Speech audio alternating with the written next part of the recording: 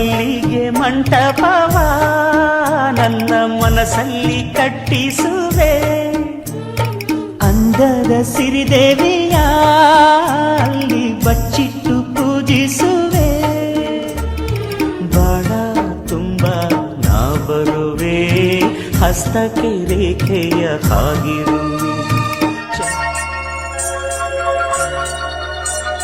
ಕಾಲ್ಗೆಜ್ಜೆ ನಾದದಲ್ಲಿ ನನ್ನ ಗುಂಡಿಗೆ ಗೂಡು ಇದೆ.